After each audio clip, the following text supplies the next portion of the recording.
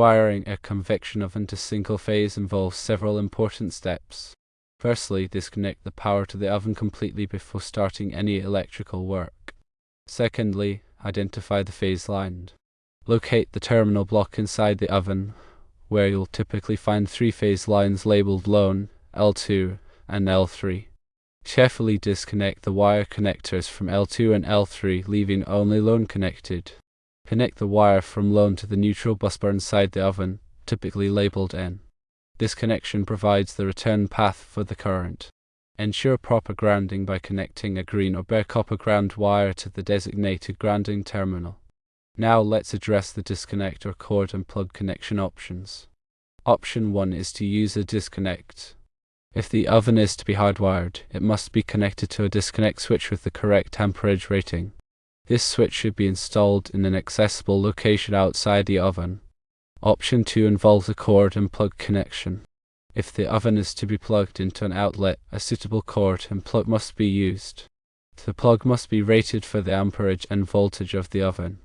The importance of proper grounding and neutral connections cannot be overstated. The oven must be properly grounded to prevent electrical shock. The ground wire must be connected to the grounding terminal, and the neutral wire must be connected to the neutral busbar. The neutral wire provides a return path for the current and helps prevent electrical hazards. The 11 kilowatt power rating of the oven suggests that it will draw approximately 45.8 amps at 240 volts. The oven should be connected to a circuit with the appropriate amperage rating and wire size. Always consult the manufacturer's instructions for specific wiring requirements and safety precautions. Let's delve deeper into each of these steps, providing more detailed explanations and considerations. When disconnecting the power, it's not enough to simply turn off the oven. You must physically disconnect it from the electrical supply. This can involve turning off the appropriate circuit breaker in the electrical panel and verifying that the power is indeed off using a voltage tester. Safety is paramount here. Identifying the phase lines is crucial for correct rewiring. The LON, L2, and L3 labels are standard, but it's always wise to double-check with the oven's wiring diagram if available. When disconnecting L2 and L3, make sure the wire connectors are properly insulated to prevent accidental contact with other components. Connecting LON to the neutral busbar is a key step in converting from three-phase to single-phase operation. The neutral busbar provides a low impedance path for the return current, ensuring proper circuit operation and minimizing voltage drops. Grounding is a critical safety feature. The ground wire provides a path for fault current to flow back to the source, tripping the circuit breaker and preventing electrical shock.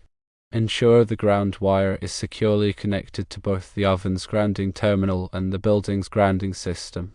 The choice between a disconnect switch and a cord and plug connection depends on several factors, including local electrical codes, the oven's location, and the intended use. A disconnect switch provides a convenient and safe way to de-energize the oven for maintenance or repair.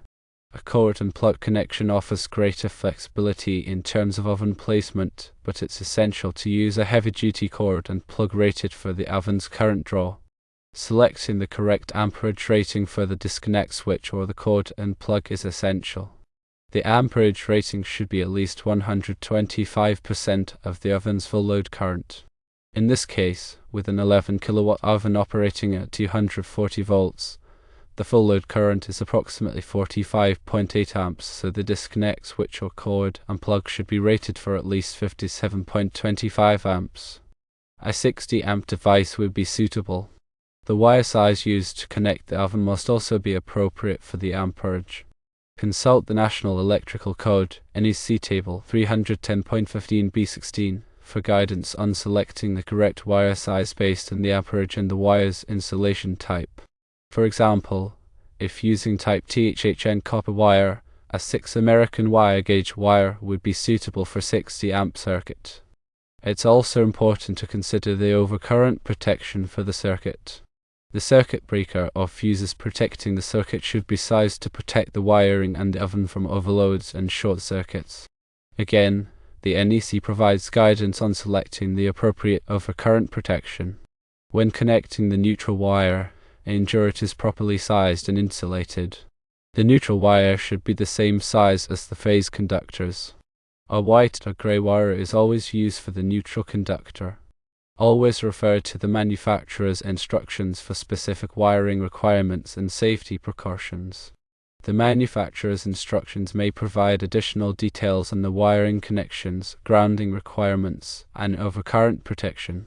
In summary, rewiring a convection oven from three-phase to single-phase requires careful attention to detail and a thorough understanding of electrical principles. It's essential to disconnect the power, identify and connect the phase lines, ensure proper grounding and neutral connections, and select the appropriate disconnect switch or cord and plug. Always consult the manufacturer's instructions and follow all applicable electrical codes. To further elaborate on the grounding and neutral aspects, let's consider the different types of grounding systems. The most common type of grounding system in North America is the grounded system, where the neutral conductor is connected to ground at the service entrance. This connection creates a low impedance path for fault current to flow back to the source, tripping the circuit breaker and preventing electrical shock.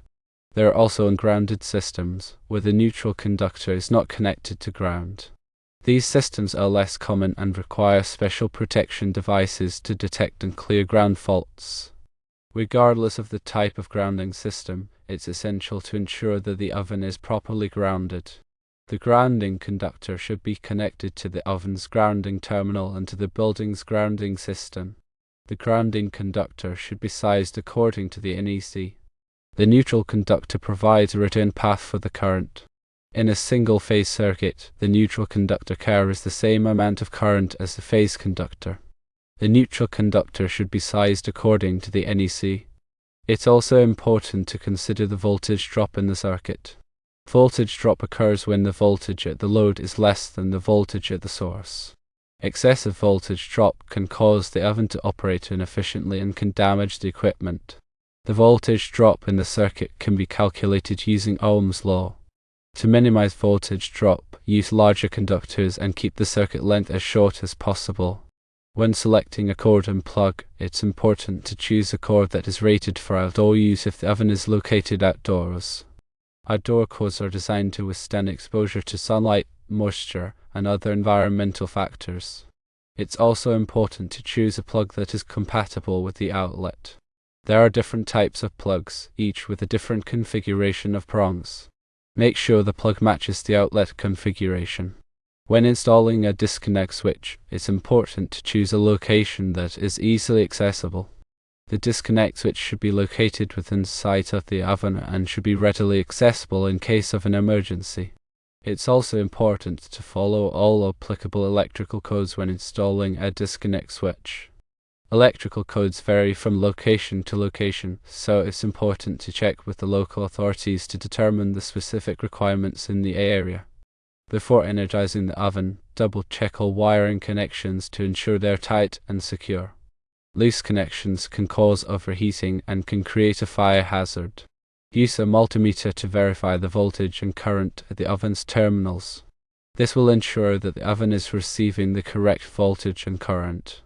Once the oven is energized, monitor its operation to ensure it is functioning properly. Check for any unusual noises, vibrations, or odors. If you are not comfortable performing electrical work, it's best to hire a qualified electrician.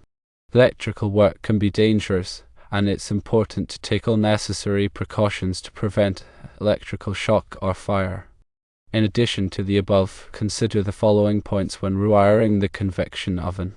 Firstly, label all wires clearly. Use wire labels to identify each wire's function.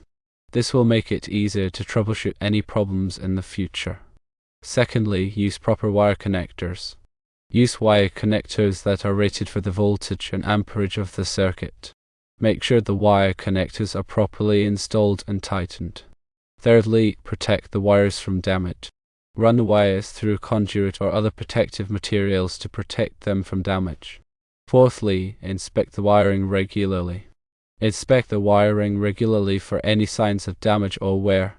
Replace any damaged or worn wires immediately. Fifthly, keep the area around the oven clean and dry. This will help prevent electrical shock and fire. Sixthly, use a ground fault circuit interrupter GFCI outlet. If the oven is plugged into an outlet, use a GFCI outlet to protect against electrical shock. Seventhly, install a surge protector. Install a surge protector to protect the oven from voltage surges. Eighthly, keep flammable materials away from the oven. Keep flammable materials away from the oven to prevent fire. Ninthly, have a fire extinguisher nearby. Keep a fire extinguisher nearby in case of a fire. Tenthly, know the location of the main electrical panel. Know the location of the main electrical panel so you can quickly turn off the power in case of an emergency. Let's delve deeper into specific scenarios and potential challenges you might encounter when rewiring the oven. Suppose you find that the existing wiring is damaged or inadequate. In this case, you'll need to replace the wiring with new wiring that is properly sized and rated for the oven's current draw. When replacing wiring, use the same type and gauge of wire as the original wiring. If you're unsure what type and gauge of wire to use, consult a qualified electrician. Another common challenge is dealing with limited space. Convection ovens often have tight spaces for wiring connections. In these situations, it's important to use compact wire connectors and to carefully route the wires to avoid overcrowding.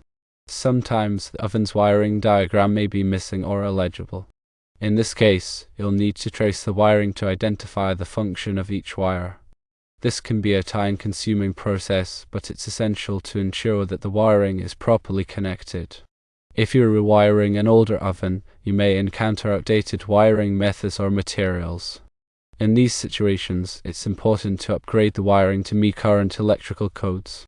This may involve replacing the wiring with new wiring that is properly insulated and grounded.